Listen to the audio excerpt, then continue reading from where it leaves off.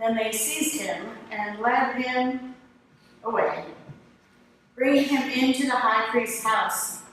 But Peter was following at a distance. When they had kindled a fire in the middle of the courtyard and sat down together, Peter sat among them. Then a servant girl, seeing him in the firelight, stared at him and said, "This man also was with him." But he denied it, saying, "Woman, I do not know him." A little later, someone else, on seeing him, said, "You also are one of them." But Peter said, "Man, I am not." Then, about an hour later, still another kept insisting, "Surely this man also was with him, for he is a Galilean." But Peter said, "Man, I do not know what you are talking about." At that moment, while he was still speaking, the cock crowed. The Lord turned and looked at Peter. Then Peter remembered the word of the Lord, how he had said to him, "Before the cock crows today, you will deny me 3 times." And he went out and wept bitterly.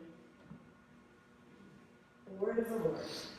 Thanks be to God. Please pray with me.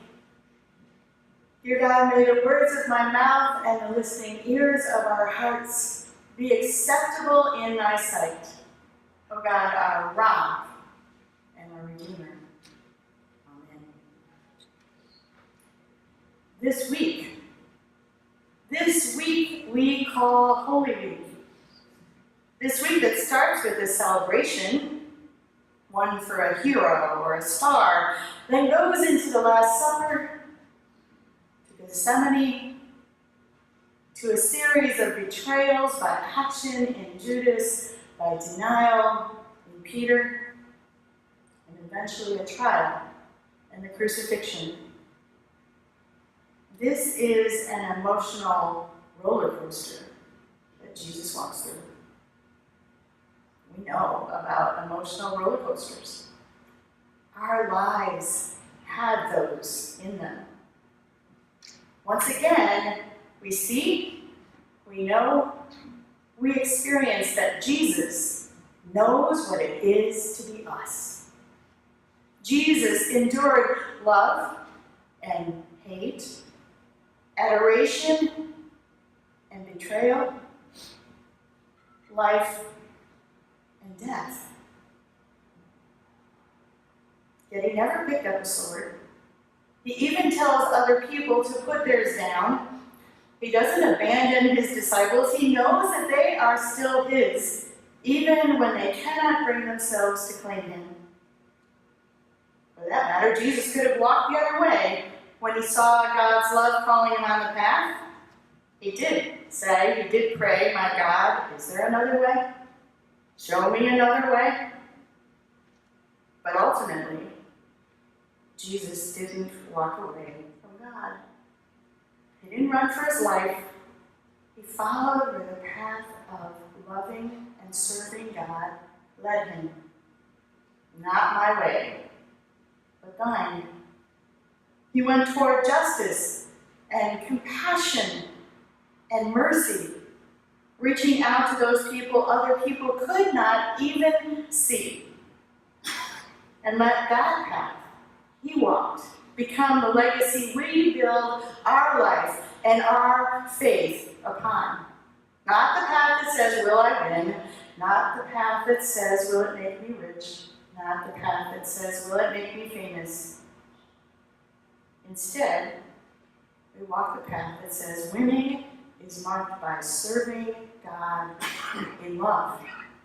Winning is marked by showing up, by being present, by welcoming strangers and saying yes to the chances we have to be connected in community.